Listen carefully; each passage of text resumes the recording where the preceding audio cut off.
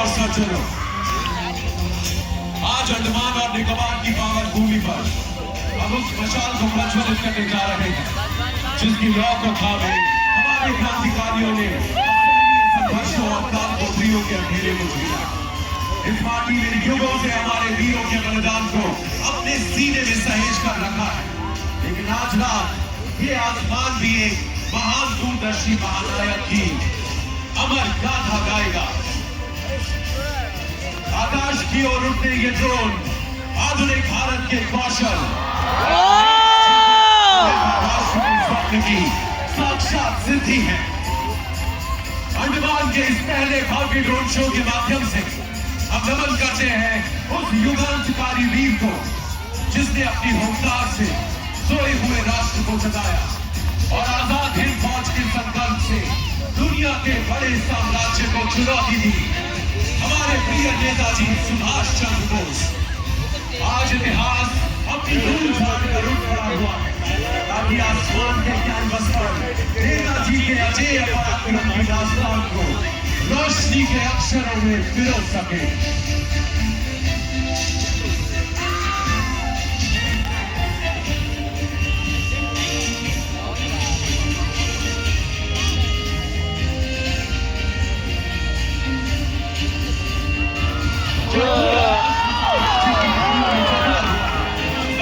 ने सबसे पहले अपनी स्वतंत्र आसमान के नीचे खड़े होने का साहस किया। 30 दिसंबर 1943 को नेताजी सुभाष चंद्र बोस ने पोर्ट ब्लेयर की इसी हवा में पहली बार तिरंगा लहराया और इन द्वीपों को शहीद और स्वराज का नाम देकर इन्हें आजाद हिंद के पहले मुक्त प्रांत घोषित किया।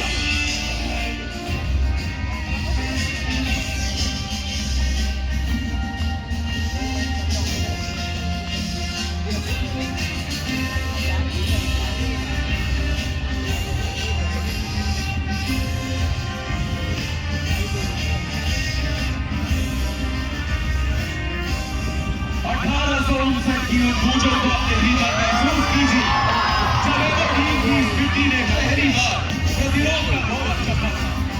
यहाँ हमारे पूर्वजों के पराक्रम ने आधुनिक बंदूकों और नवनकारी साम्राज्य के तौनात को चुनौती दी थी। ये स्मारक पत्थर का नहीं बल्कि उस भारतीय जिजीविषा का है जिसे मिटाने की कोशिशें तो बहुत हुई पर कभी सफल नहीं हुई।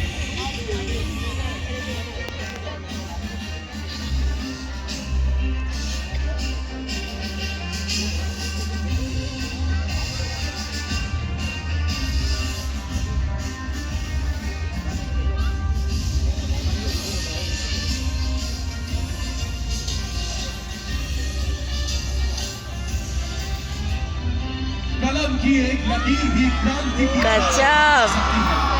कूटनीति की स्याही से दूर ये नियति की स्याही थी। इसने केवल एक नाम नहीं लिखा बल्कि लाखों दिलों को आजाद हिंद के ध्वज तले नामबंद किया। इसी कलम ने हमारी चेतना पर चलो दिल्ली का नारा अंकित किया और स्वतंत्रता के स्वप्न को संकल्प, अनुशासन और लहू की वास्तविकता में बदल दिया।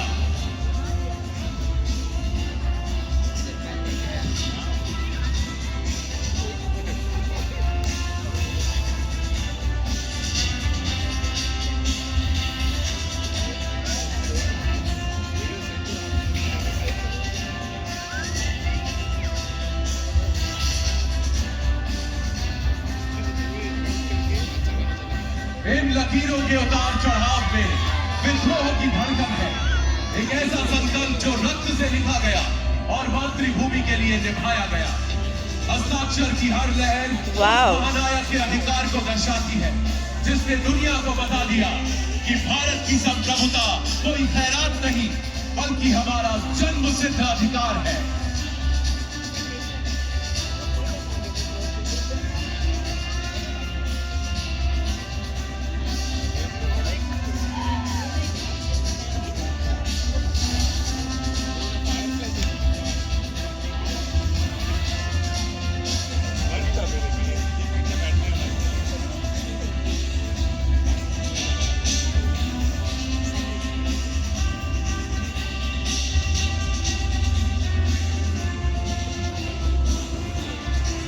दोस्तों, आकाश के इस विशाल विस्तार में हमारे भाग्य का वास्तविक मानचित्र उभर रहा है। एक अखंड भारत की पवित्र ज्यामिति। ये वो प्रतीक है जिसे उन सैनिकों ने अपने सीने पर गर्व से धारण किया, जिन्होंने बंधी हुई आत्मा को स्वीकार करने से इनकार कर दिया था।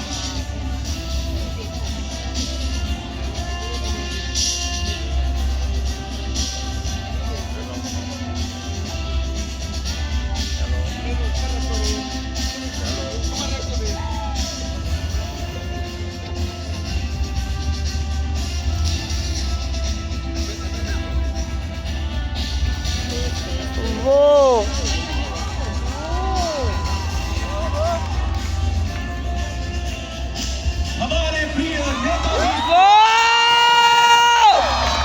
महानायक, जिनकी आंखों ने 1943 के घने अंधेरे में भी आजादी का उजाला देखा और 7 समंदर पार पहली बार स्वतंत्र भारतीय सरकार की नींव रखी।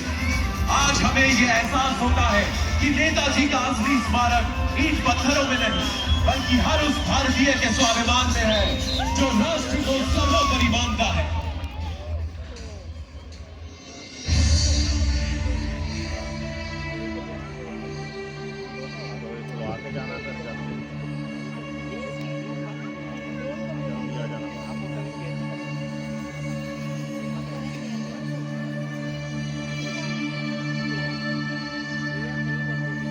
इन पत्थरों का मकसद है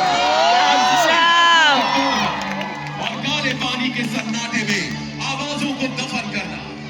लेकिन सेलुलर जेल की ये दीवारें दृढ़ता का सर्वोच्च मंदिर बन गई, जहां काल कोठरी के अंधेरे में भी क्रांति के गीत गुनगुनाए गए। इस जेल की 7 शाखाएं भी उस अग्नि को नहीं बुझा सकी जिसने इस कारागार को भारतीय राष्ट्रवाद की जन्मस्थली में बदल दिया।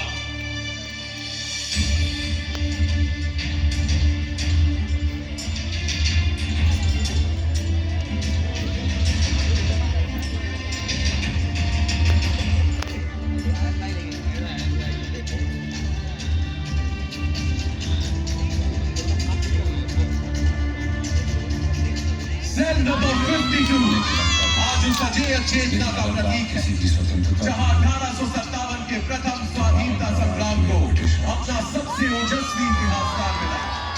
ये विधायक दामोदर सावरकर की वो कठिन साधना स्थली है, जहां 10 वर्षों की अमानवीय यातनाएं भी उनके वीर संकल्प को ठिका न सकी और भारत को मिला एक अखंड और शक्तिशाली राष्ट्र बनने का अटूट आत्मविश्वास।